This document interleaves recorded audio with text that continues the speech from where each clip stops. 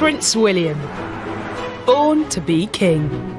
He often used to say to his mother that he didn't really want to be king. His childhood was a mixture of enormous luxury and privilege and disaster.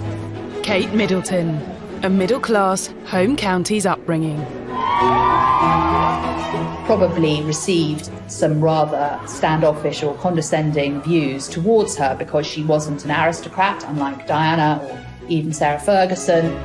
This is the remarkable story of a prince and a commoner. One day they will reign over us. How have they juggled traditional royal life and the modern world? It's not all about, palaces and kings and courtiers. There are real people out there. So that mixed together is making William a very successful king in waiting, without a doubt. We'll look back at rarely seen images of their lives. There was him at one stage on his hands and knees cleaning out a loo. Now, you don't see a future king doing that very often. And hear from insiders who've watched their every step for years to reveal how Kate has adapted to her royal role. His girlfriend was being hounded in just the same way as his mother had been. And of course, we all know the outcome of that. She's moved from being weighty Katie, who was seen as rather lightweight, to the Kate we see today, who's absolutely embodies her royal role. How William has embraced his sense of duty, while those around him have rocked the boat. You couldn't be, in William's view, a member of the royal family dipping in and out.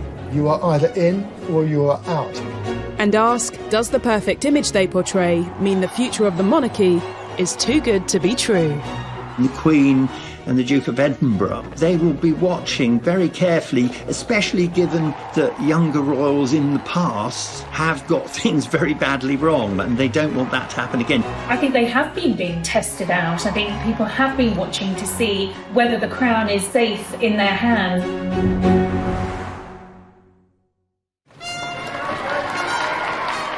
Prince William's destiny was determined from the moment he became the first child of Prince Charles and Princess Diana, second in line to the throne. Very early on, he would have had quite a potent sense of his destiny. He would have known that one day he was due to become king. And he often used to say to his mother that he didn't really want to be king. And his brother Harry would interject and say, well, I'll have the job then if you don't want it. And as a member of the royal family and the future king, William's upbringing was anything but ordinary. William's childhood would have been very much as an 18th century aristocrat's childhood would have been. Governesses, nannies, the absolute best of everything. But also added to that, he would have been cosseted. Well, William's world was extraordinary growing up.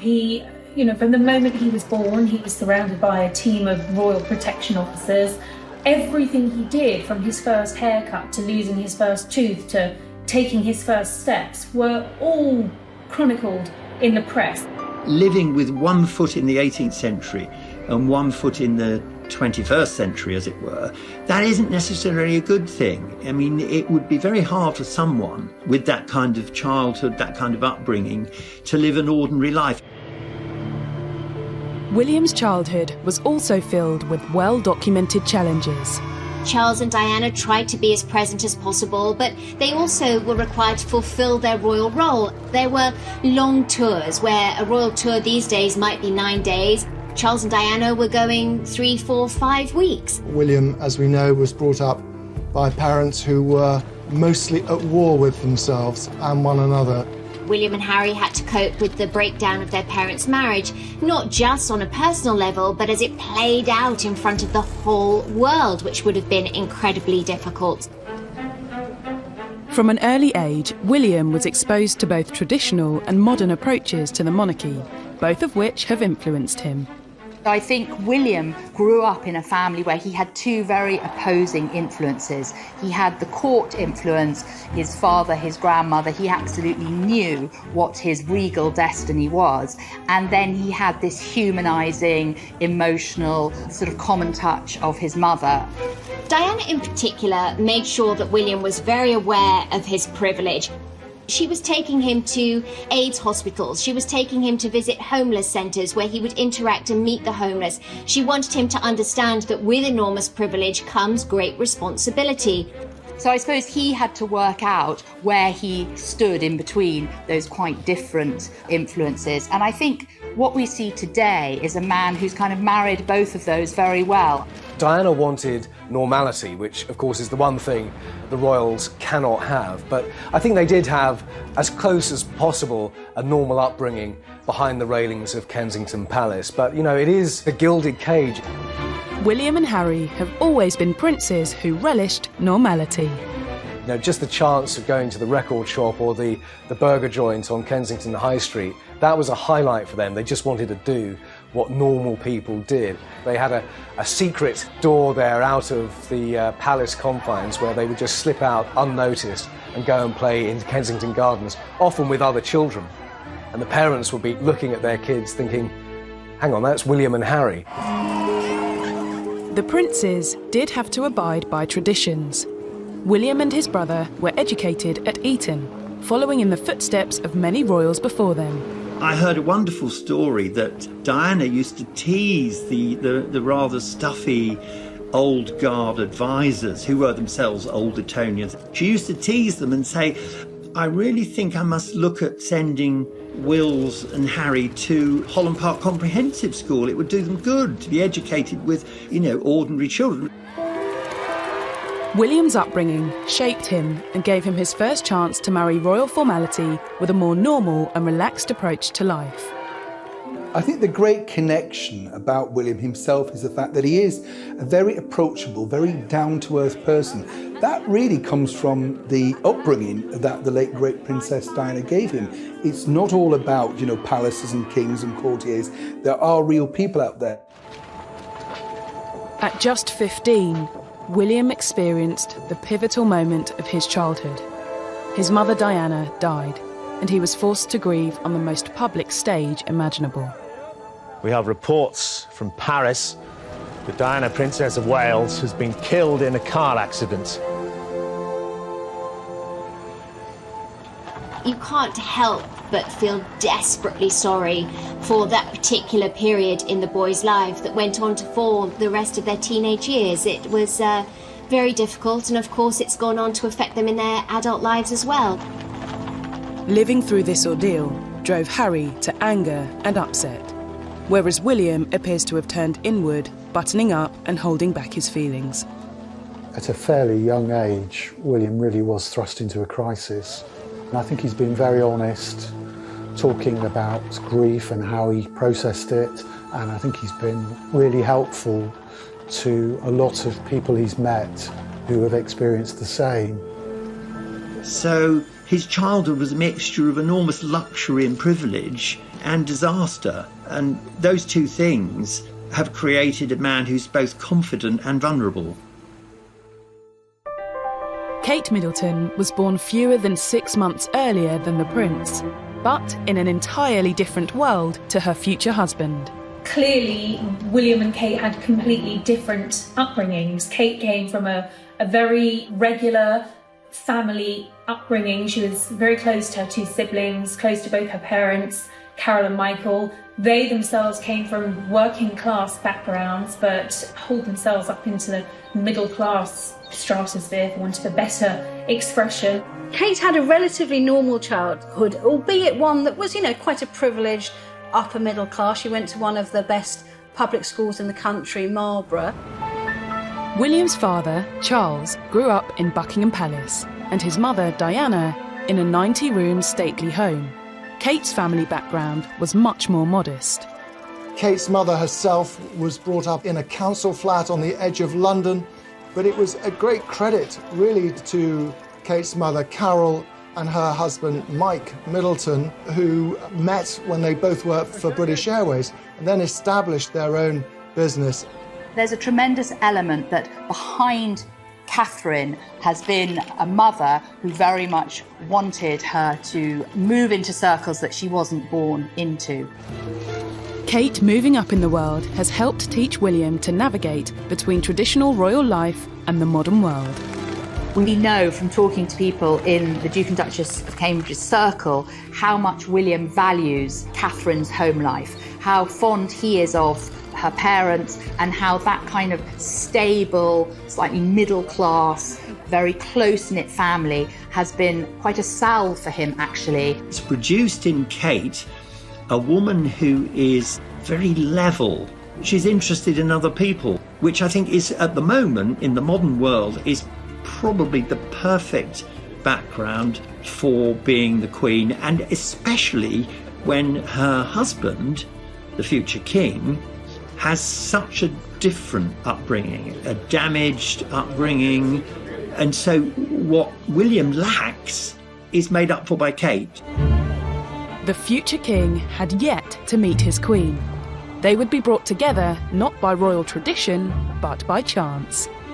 When they were at university at St Andrews, I have it on good authority that one of the few girls not chasing William or trying to catch his eye was Catherine. One of the funny stories is he was so desperate to meet her that as he walked towards her, apparently he tripped and said, "Oh, that's a terrible start, you're going to think I'm a complete clot."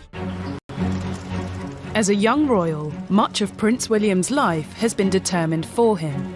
But he has made some bold choices that have nodded to the modern world while still being a traditional royal, like taking a gap year, the first British heir to do so. I thought this was a bit more of a way of trying to help people out and meet a whole range of other different people from different countries. William was allowed the luxury of a gap year. His father, the Prince of Wales, was determined that he needed to be educational. He was not just going to be allowed to go and spend a year playing polo in Argentina.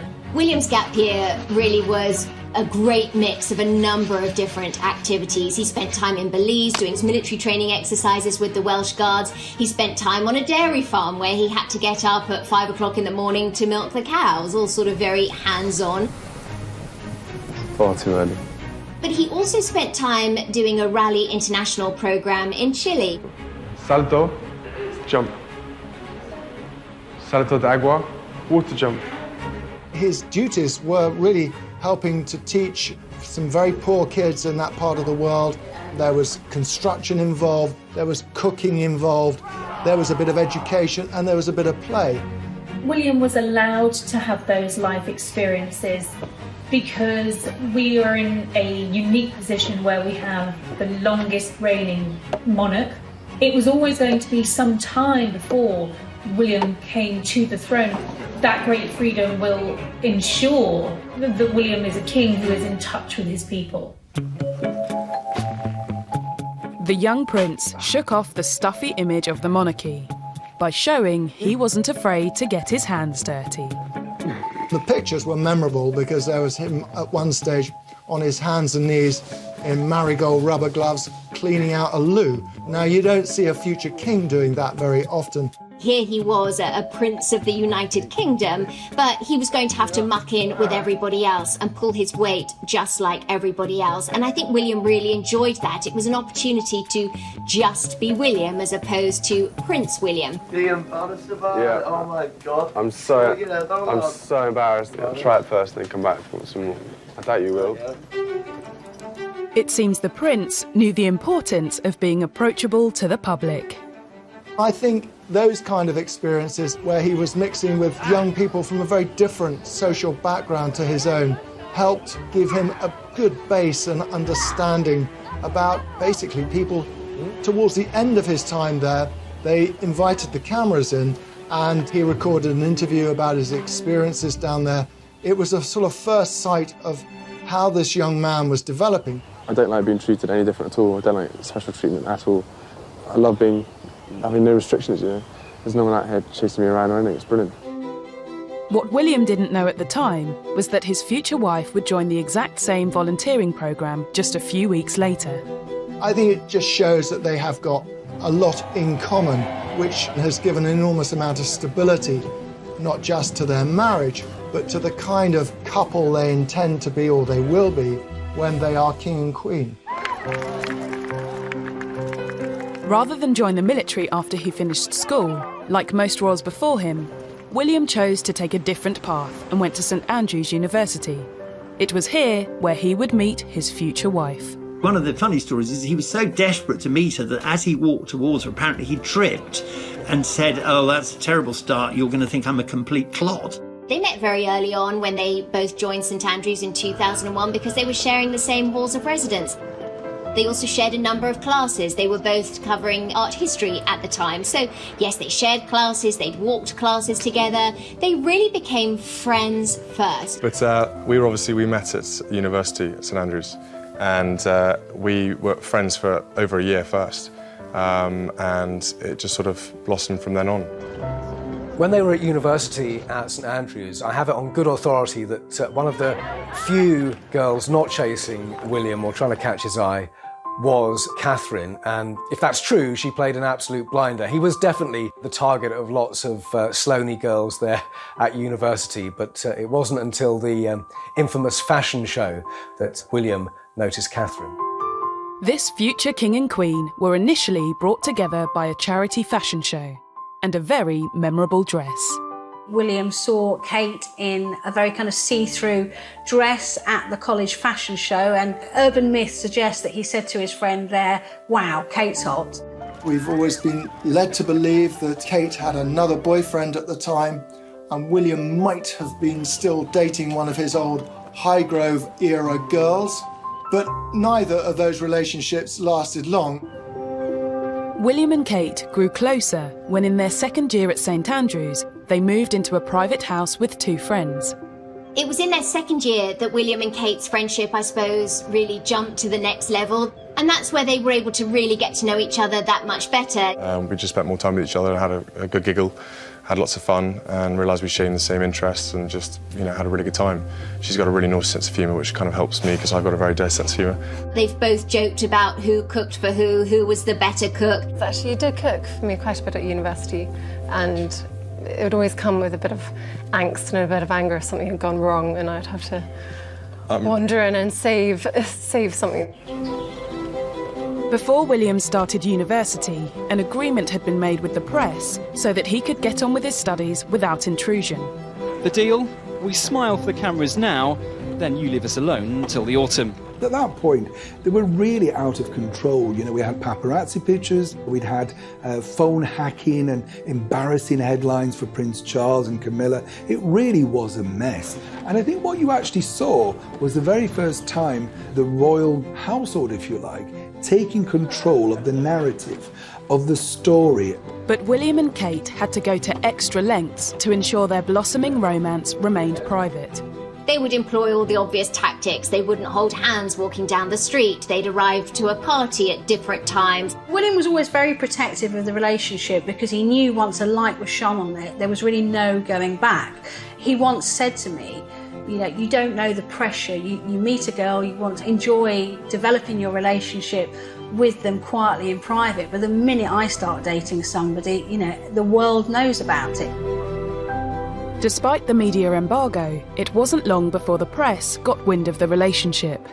Inevitably, stuff leaked out about his relationship with Kate. It was beginning to be in the gossip columns. If you're the future king, you just can't hide that sort of relationship. While rumours were rife, William denied reports he had a girlfriend.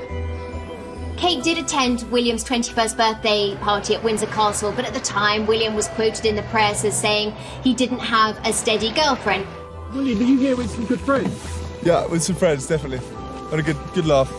Now, of course, we now know he and Kate were pretty serious about each other then. This morning, William, of Kate. I wonder how you feel about that and how she's bearing up under the scrutiny. I haven't seen any of it. I'm just gagging it on the slopes, basically. Simple as that. Despite their efforts, the rumours blew up when in 2004 the couple were pictured together for the first time. But in 2004, the relationship really did hit the public eye. But unfortunately for them, a paparazzi photographer took pictures of William and Kate clearly very close on a ski lift together. A red top tabloid newspaper splashed it all over their front page, and William was furious. And he was also genuinely worried for Kate and her family about what this would now mean for them. William was right to be concerned. As the relationship was seemingly confirmed, Kate's mother was accused in the press of engineering their meeting. So at the time, there were a lot of rumours going around that, Kate's mother, Carol Middleton, might have tried to kind of orchestrate the relationship by ensuring she went to St Andrews.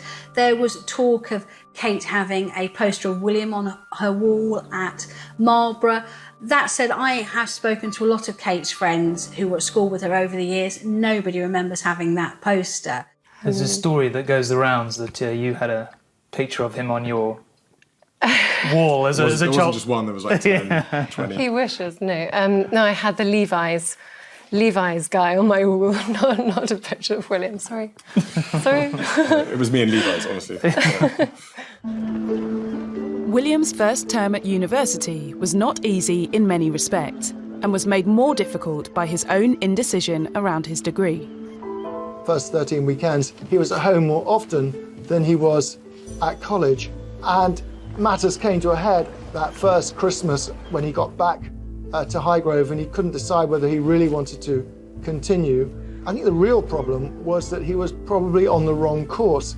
When you're a royal, if you suddenly change, your course, a lot's read into that. I mean, if you remember when Prince Edward didn't like being in the Marines, he was suddenly called a sissy and he couldn't do it. The fact is, he just didn't like it.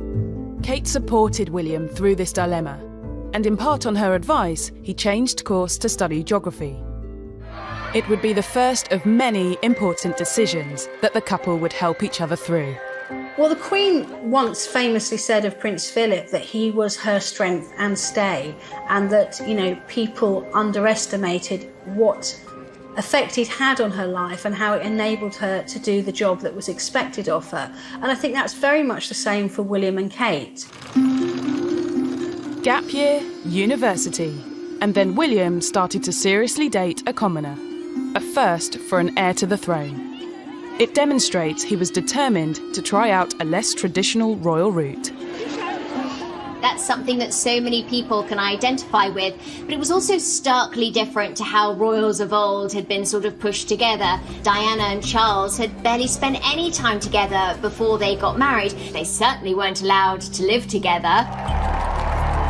The Queen and Prince Philip, and Prince Andrew and Sarah Ferguson were also brought together through royal connections. But for William and Kate, it was simply a love match. I mean, it wasn't like anyone else was thinking or saying, she would make a good future queen. And that happened with Diana, and the result was a disaster. I think the difference between Diana and Charles and William and Catherine, they were allowed to grow, to develop, to kind of do things that no other royal couple had done previously. I think all those aspects of how they got together and what happened afterwards are very important to the entire story and therefore the stability that they offer the royal family going forward. Even in these early stages, William and Kate learned the power of fostering a modern approach in a modern age. By going to university, by undertaking gap years, by spending time with regular people, doing regular things in a very ordinary fashion, that is really going to set William and Kate up for a future as king and queen consort in which they can relate to the people that they are supposedly governing.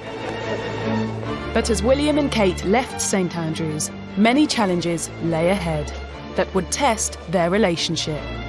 But really, I think graduation for William and Kate, it was their last moment in that protective bubble, and I think perhaps they may have both been a little naive about what was to come.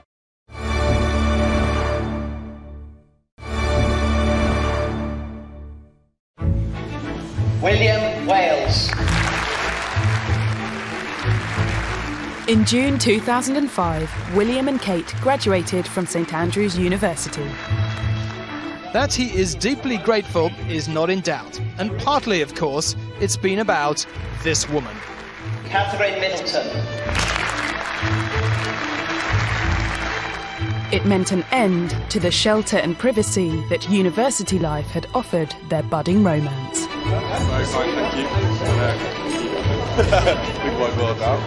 They obviously went public at their graduation. There were lots of pictures of Kate and William, and there was huge interest in this very bubbly brunette from Berkshire, and it was really a warning of what was to come.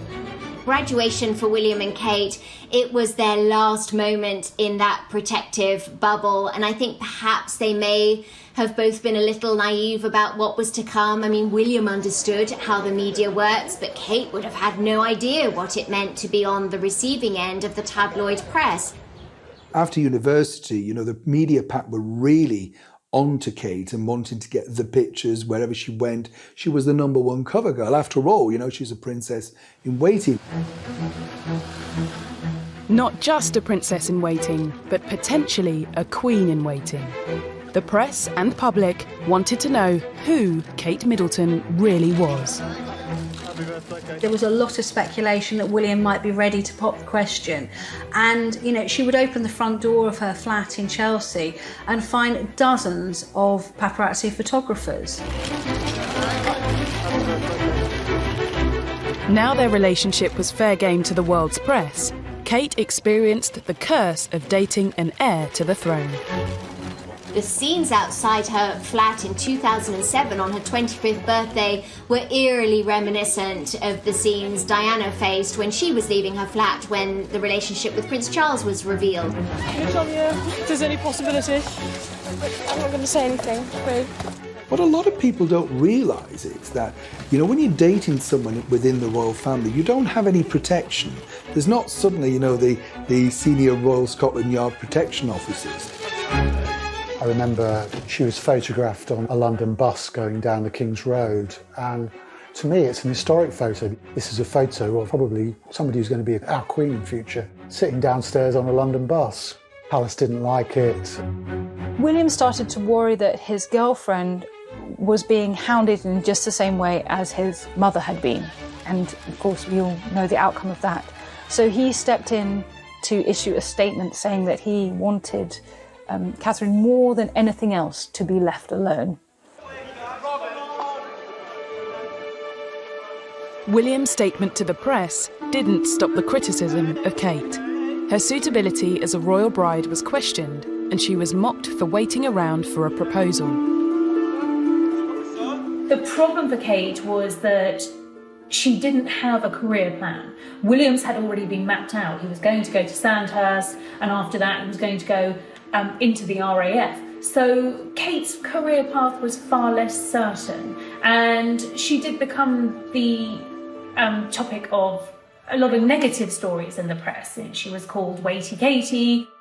Kate did get a job. She worked as an accessories buyer, but interestingly, someone from the firm told me at the time she went to the boss and said to them, I need a job, but it needs to be part-time so I can work it around my relationship with this very high-profile man. Now, that's quite unusual for a modern working woman. She did that job for a while, but unfortunately, you know, the attention of photographers following her to and from work got too much. And in the end, she went to work for her parents' family firm, Party Pieces, where she was more protected.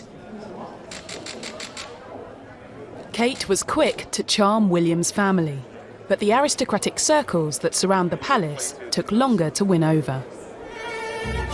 The aristocrats, the old Etonian advisors, they saw Kate's background, the fact that she worked for a company, for her parents' company, that the old-fashioned part of the palace didn't like it at all. Powerful people cannot help, in many cases, looking down on other people and wanting to preserve their little club. Kate was sort of pushed out because she was tainted by association with this family who, you know, sold party hats. What a disgrace.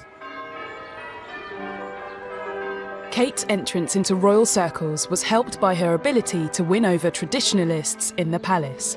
She avoided breaking protocol and even changed her style of dress to look more like a royal bride-to-be. Her clothing almost began to reflect what people saw in her character, a kind of restraint, a kind of modesty almost. And I think that did come about because William and Kate were moving towards the point where they would announce their engagement. And I think it was Kate starting to behave in ways which would be seen as more appropriate for a future queen. At the same time, William did what was expected of him by following royal tradition and training at the prestigious Sandhurst Military Academy. Well, the bottom line is that the royal family is a military family, and it has been for hundreds of years, winning various battles to keep them on the throne. OK, Wills, once you occupy that building, just wait out in there. He will one day be king. He will one day be Commander-in-Chief of the military. So he really wanted to serve. He really feels that he'll only be able to look servicemen in the eye if he has served himself.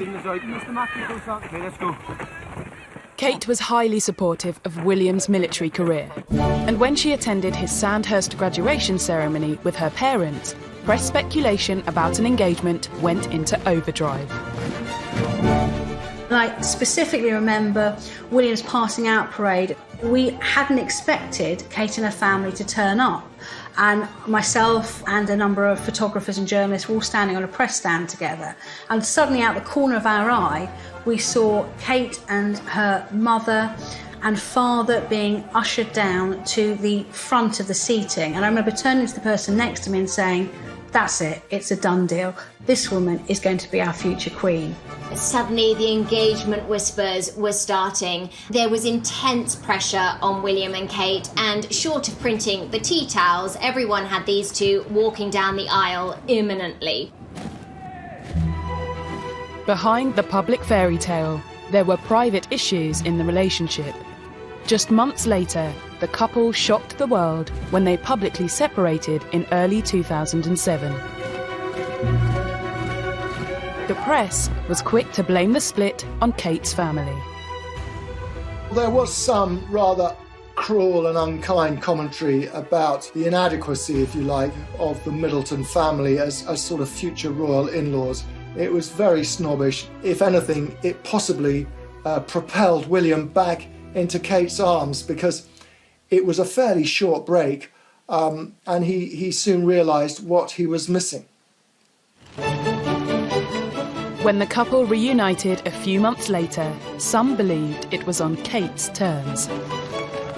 When they reconciled, it was definitely an unspoken agreement, if not a spoken agreement, between William and Kate that this wouldn't happen again, that if they got back together again, it would be an eye on having a long-term future together. But it still took William another 3 years before he finally proposed. And after dating on and off for 7 years, they announced their engagement in November 2010. It was a total shock when it came, and very excited. William had made the surprise proposal 3 weeks earlier in Africa, using his mother's sapphire engagement ring. Obviously, she's not going to be around to share any of the fun and excitement of it all. This was my way of keeping her sort of close to it all. The symbolism of this, of course, was that he wanted to carry his mother into his future as well as having her in the past. Although there's this sort of beauty of the moment of William bringing his mother into the mix, there's also, on the other side of it, the kind of wisdom that he had not allowed his wife to be led like a lamb to the slaughter, as Diana had called herself, but instead had allowed her to choose her future and to go into the marriage with her eyes open. William didn't want to repeat the mistakes of his parents' rushed courtship and ill-fated marriage. And I suppose in love. Of course. Whatever in love means. This future king was determined to do things differently. I have been waiting this long as I wanted to give her a chance to see and to back out if she needed to, before it all got too much, because, you know, I'm trying to learn from lessons done in the past, and I just wanted to give her the best chance to settle in and see what happens the other side. From that engagement interview, we realised, if anything, that we'd misnamed Kate as Weighty Katie. It should have been Weighty William, because it was William who sort of put the brakes on. Rather than rush into engagement and marriage, as many royal young men have done over the years, William waited and waited. William wanted to be sure that the woman he was marrying was in it for the long run. You know, he doesn't want his marriage to end the way his parents did. Unlike Diana, Kate had her eyes open to the challenging road that lay ahead. She wasn't just marrying into the royal family. One day, she would be wife to the king. And from the very beginning, she seemed to be aware of the traditional role she would need to fill. It's obviously nerve-wracking because I don't know what I'm I don't know the ropes really. William was obviously used to it, but no, I'm willing to learn quickly and work hard. And She'll do really well. Yeah, we'll do very well. Kate will be the first Queen Consort in 350 years who is not from an aristocratic background. We hadn't seen a member of the royal family, certainly not an heir, marrying a commoner. So here was William breaking the mould, doing things differently, and establishing a first for the royal family. Despite Kate adapting to royal life remarkably well, for an institution that is hundreds of years old, this was a concern. I'm quite convinced that in the early days, Kate probably received some rather standoffish or condescending views towards her because she wasn't an aristocrat, unlike Diana or even Sarah Ferguson, and that would have been frowned upon. Kate may not have an aristocratic background, but during the run-up to the wedding, she carefully cultivated a regal image and convinced the public she was the perfect royal bride. She's relatable, she's not an aristocrat, she doesn't have titles. Through marrying a commoner, William has brought a common touch to the monarchy, which has been very, very valuable to the House of Windsor. William and Kate's wedding would be the biggest royal event of the decade. I think the key part of it was this is the man who will be king, and he represents a new generation. He's not tainted by the past. But will the future of the monarchy be safe in the hands of the new generation? When we look at the scale of this wedding, we won't see scenes like this for this particular couple until William's coronation.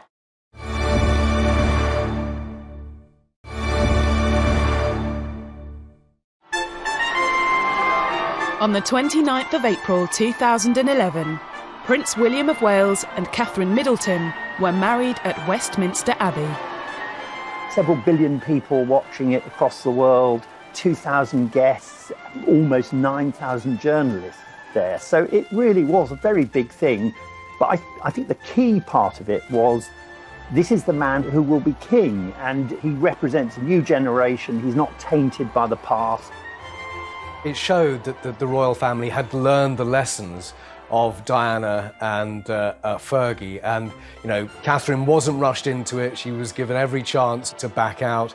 At one point they got to know each other before they got married, and you can't say that about quite a few royal weddings. We were starting to see a new approach to the royal family because of this combination of William bringing a royal and aristocratic background, Catherine being drawn from very ordinary British society, and their very ordinary meeting, meant that we could imagine the British royal family in a new way. The wedding was an opportunity for William and Kate to show the world what they will one day look like on the throne.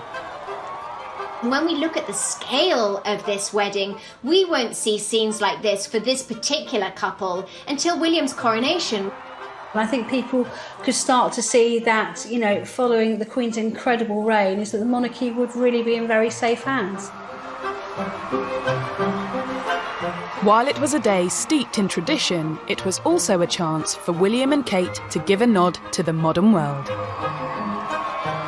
They were the first senior royal couple to have a maid of honour, a best man,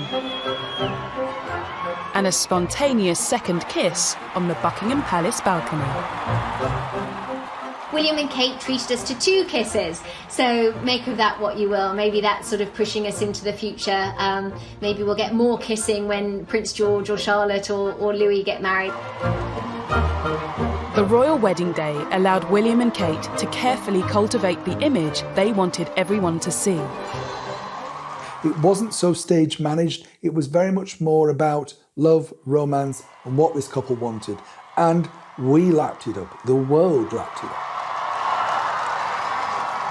Once William and Kate had married, it sort of sealed the future, as it were. William will become the king, Kate will become the queen consort. So it gives us a chance to look into the future, and when we look, we see something which is young and fairly modern, and something that makes people feel optimistic. The Queen conferred dukedom on William, and the couple became officially known as the Duke and Duchess of Cambridge. It was time to step up as working royals. Since their wedding, they've had to get more into focus, because let's not forget, Her Majesty the Queen is now over 90. She has bestowed certain charities on both of them, and he has to take a more of an active role. Well, they both do. I think he's made a good job of it. And it will be something, the more he does it, the better it will be when he finally becomes king. I mean, his whole life has led up to this. Kate has had to do it in, sort of 10 years.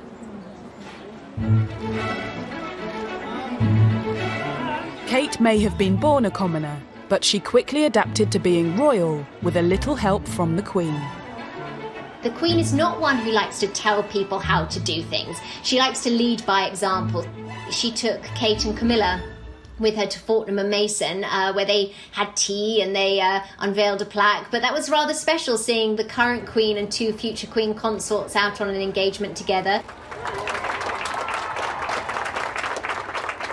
I think it was very significant when she went on some of those trips in the early days with the Queen and the Duchess of Cornwall, which were really set up to put her at her ease and to give her an idea of what royal duty was like. Kate's image transformation was clear to see during the couple's first tour of North America after their wedding. Of course, Kate looked $1 million, especially in the States, where what she wore and how she looked was so critical over there. I think the other evolution of Kate is the fact that, you've seen her become more regal. She knows exactly how to connect. She's more comfortable giving speeches. Providing children and their families with a place of support, care and enhancement at a time of great need is simply life-changing. Kate now speaks in this wonderfully RP accent, which her parents don't have. Once you've burnt your boats and you've married the future king, you've got to learn these things. It's like, if you go to Italy and you want to live there on your own, you've got to learn to speak Italian. You've got to. And I think it's the same thing. So Kate's very good, as it were, learning to speak Italian.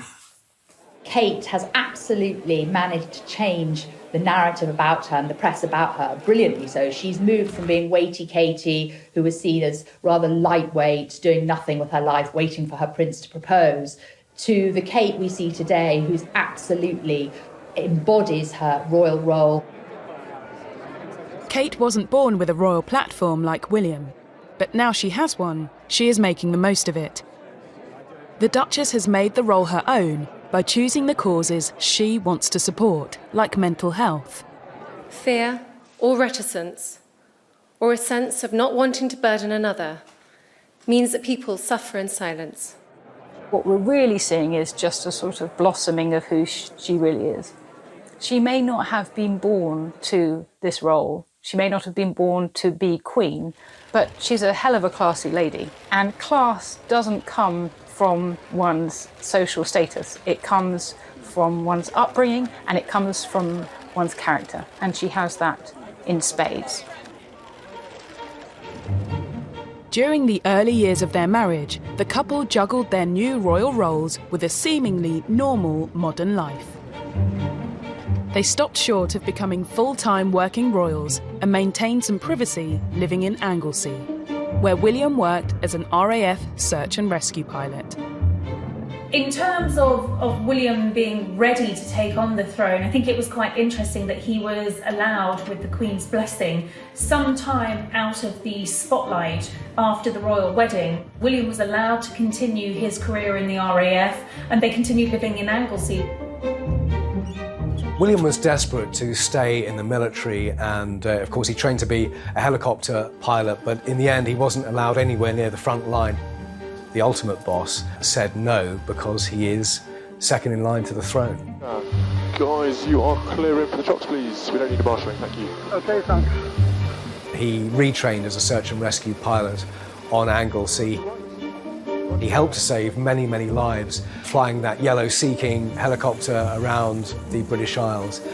So that gave him a meaningful role, and that means an awful lot to him. He did have those early years of married life, out of the spotlight, able to pursue his career, and knowing that in the not too distant future, his life and Catherine's life would be a life of royal duty for the rest of their lives.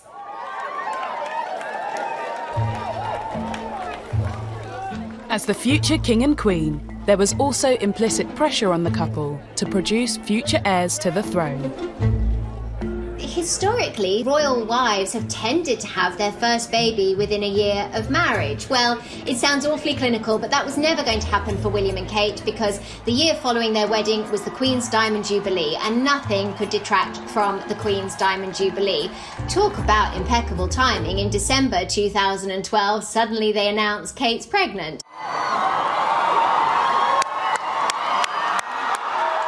Seven months later, in July 2013, the couple welcomed their first child, Prince George. And the new mother and father duly pleased the traditionalists around the world and posed for the cameras just hours after the birth. William and Kate came and stood on the doorsteps of that famous Lindo wing at St Mary's Hospital in Paddington, where he had been cradled as an infant by his mother and Prince Harry too. And I think the world was very happy. I think you could see the relief on the Queen's face the first time she was photographed with Prince George and with William and Kate afterwards. The focus of the royal family changed from this is being about the Queen and her children to being the future of the royal family. While Prince George's birth may have been in keeping with tradition, it was a milestone in modernising the royal family. Before he was born, the law of succession to the throne was updated for the 21st century. It was exciting to see the changes in the laws of succession that determined that if William and Kate welcomed a girl first, that girl would retain her place in the line of succession versus being stepped over by a younger born brother. That was all very exciting. Of course, those changes became inconsequential temporarily because a boy was born first. But Charlotte maintains her place in the line of succession even with the birth of a younger born brother. So that's an exciting thing to have come about in light of William and Kate expanding their families. Princess Charlotte was born in 2015 and Prince Louis followed in 2018. And while other royals have caused upset by treating childbirth as a private affair, Kate has continued to smile for the cameras. William and Kate's growing brood gave a boost to the royal family's popularity. But with a string of royal scandals to follow, how have William and Kate weathered the storm and kept the monarchy on course? No one knows more than Harry what kind of life William has got in front of him. And William had every expectation and reason to think that Harry was going to be there supporting him when the time came. And now it looks like he won't be. I know William watched this interview with a mixture of shock and horror. Harry was kind of publicly airing their dirty linen, and I know he debated long and hard about what to do.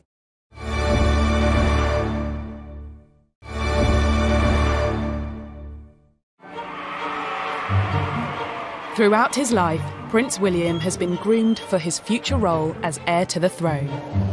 With each passing year, his responsibilities have increased. He made 3 overseas visits in 2019, attended 220 royal engagements, and is now the patron of 29 charities. It's a workload that's likely to increase. What's impressive about Prince William is you absolutely get his sense of his own duty and his responsibility to the crown, and possibly at times that duty comes ahead of personal relationships. No one knows this more acutely than his younger brother, Prince Harry. As a future heir to the throne, William was taught that one day he would have to make tough choices. But when the brothers were children, it was easy for them to enjoy a close relationship.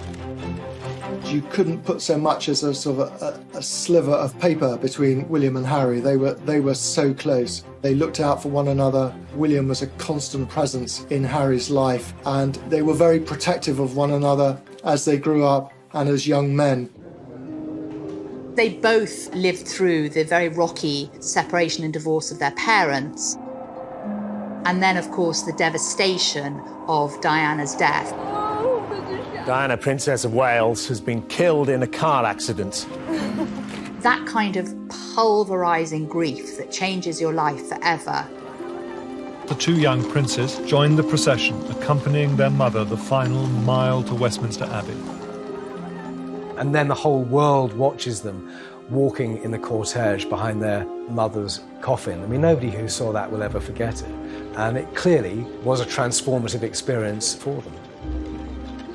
William supported Harry during his efforts to seek counselling after their mother's death. Their close and supportive relationship was maintained as they grew into young men when they pursued similar careers in military service. The brothers actually lived together when they were both training to be pilots at RAF Shawbury, and I actually got the chance to interview both of them together. And it was really wonderful to see. There was a real camaraderie between them. He did all the washing up. He does do a bit of the washing up, then he leaves most of it in the sink, and then it comes back in the morning and I have to wash it up.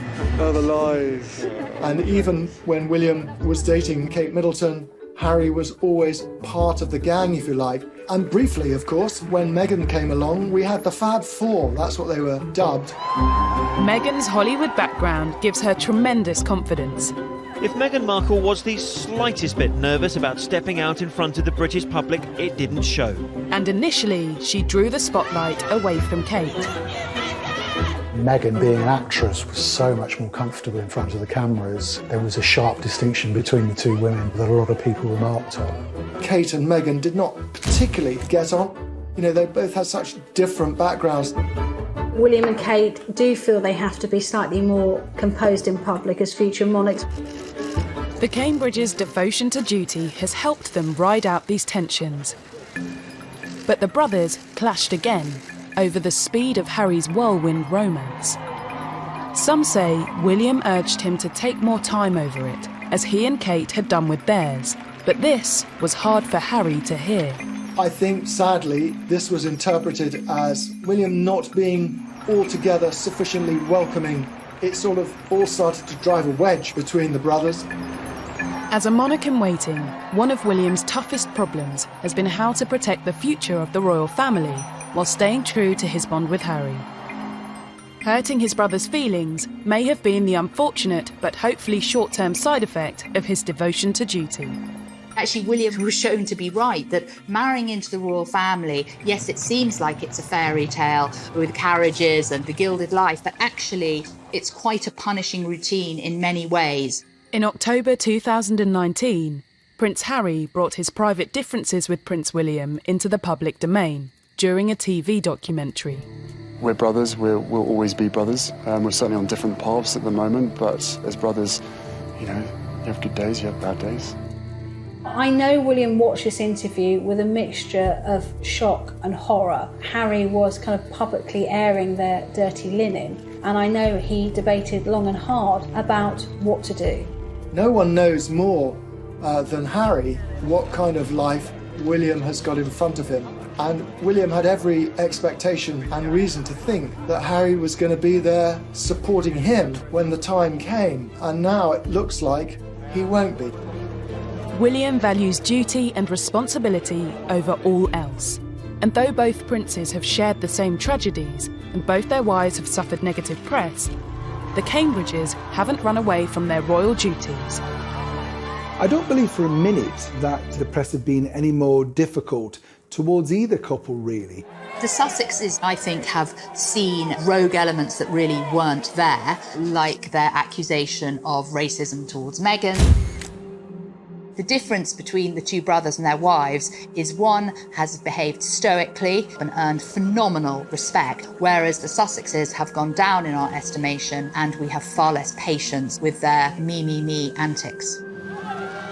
In January 2020, the royal family were forced to deal with Harry and Meghan's plan to divide their time between the UK and America. The so-called Sandringham Summit was a big moment for William to prove he puts duty to the monarchy ahead of loyalty to his brother. The Queen wants a swift agreement to end this crisis before it causes more damage. Apparently Meghan was going to be on speakerphone.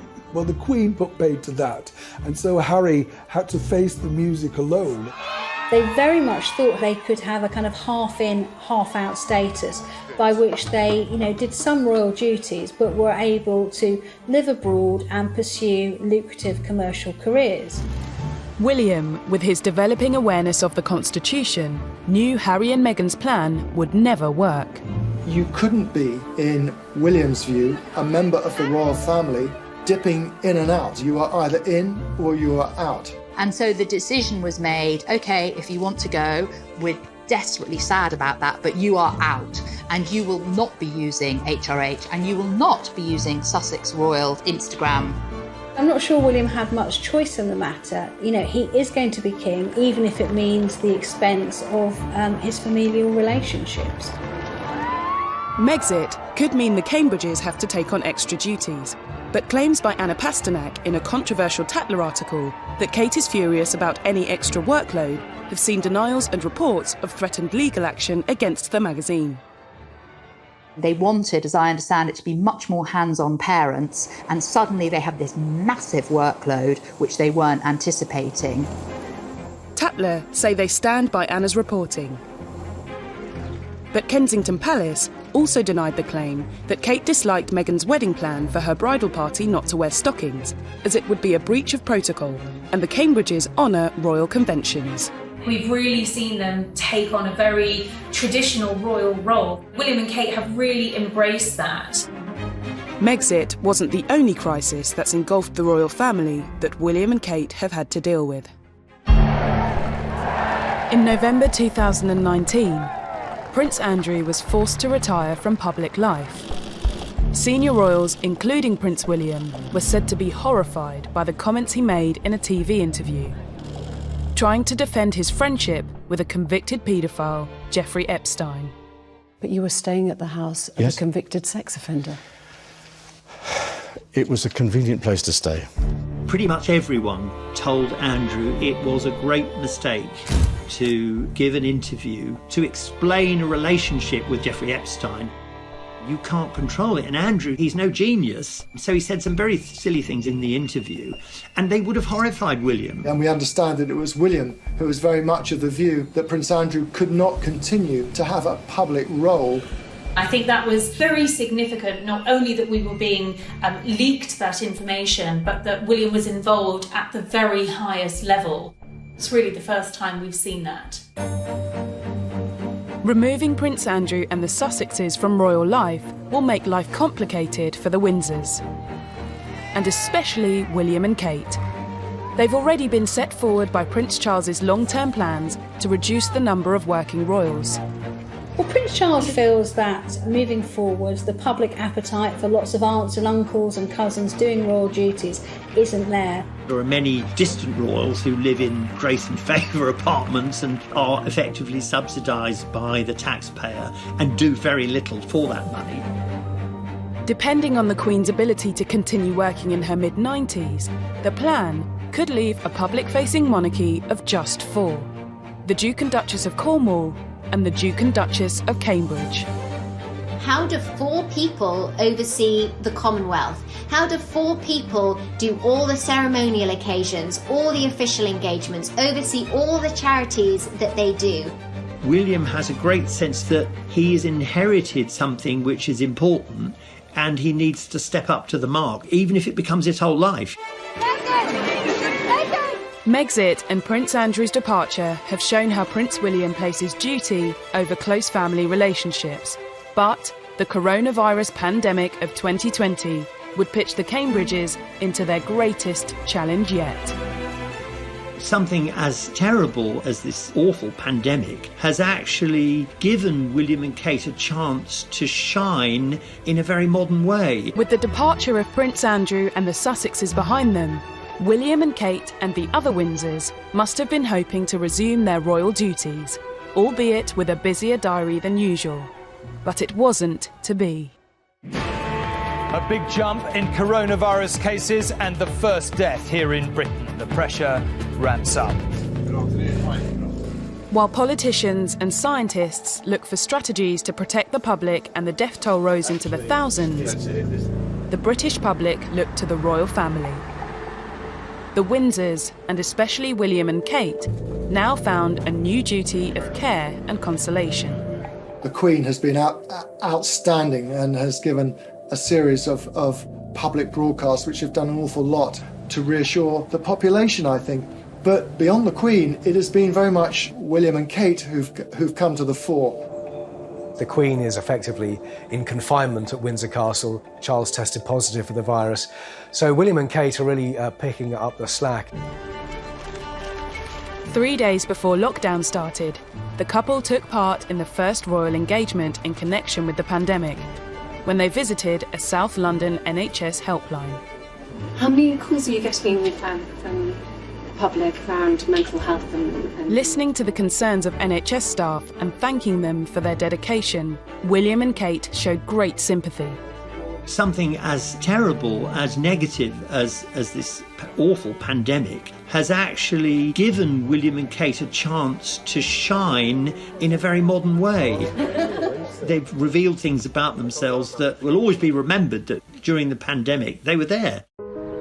When the nation went into lockdown on the 23rd of March, the Cambridges proved to be the most successful of the royals to embrace new technology and stay working within social distancing guidelines, continuing traditional royal duties but in a clever, modern way. Staying connected, staying positive and being able to talk to friends and family is so crucial. So suddenly the Duke and Duchess of Cambridge are at the front of the royal family, are the most visible royals, and have been doing all sorts of things virtually, whether it's opening hospitals or visiting schools or helping to found a couple of new charities. You know, what we're seeing now is the NHS and the frontline workers doing the most extraordinary job, and that's really come to the forefront in the last a few weeks, and I think it's going to dramatically change how we all value and see our frontline workers.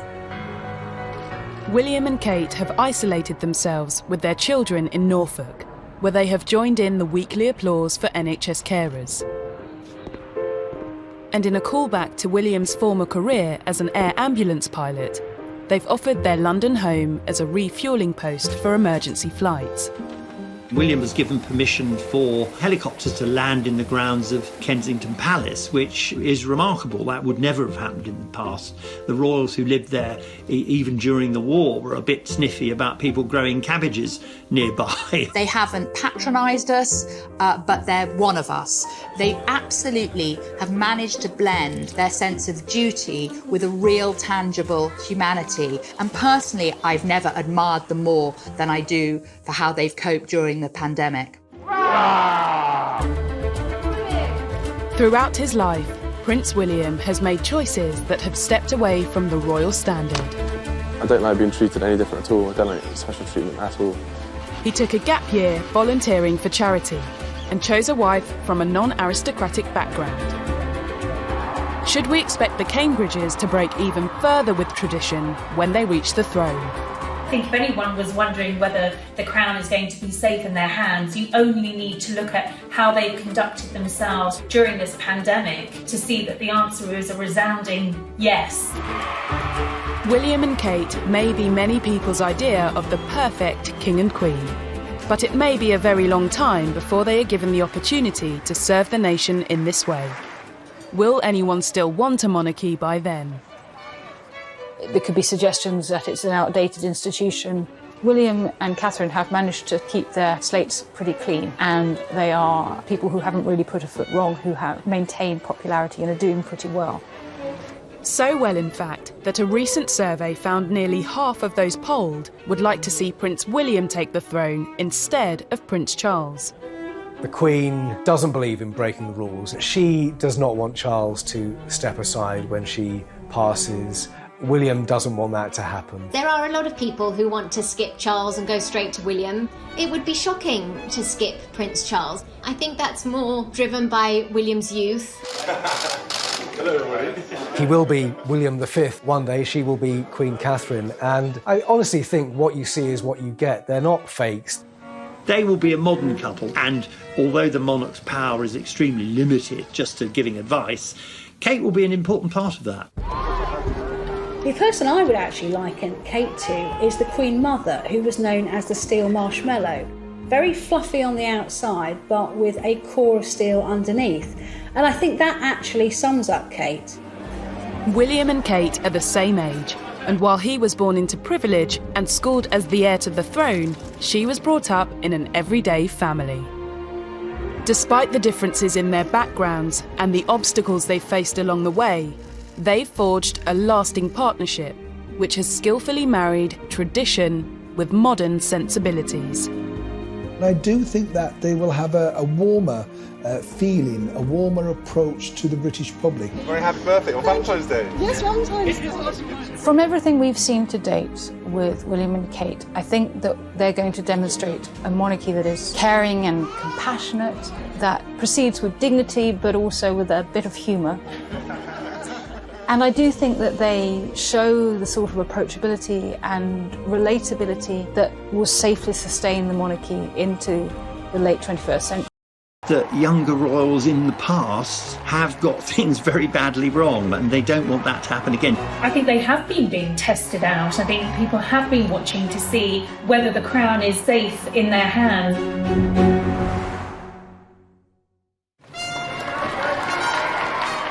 Prince William's destiny was determined from the moment he became the first child of Prince Charles and Princess Diana, second in line to the throne. Very early on, he would have had quite a potent sense of his destiny. He would have known that one day he was due to become king. And he often used to say to his mother that he didn't really want to be king, and his brother Harry would interject and say, well, I'll have the job then if you don't want it. And as a member of the royal family and the future king, William's upbringing was anything but ordinary. William's childhood would have been very much as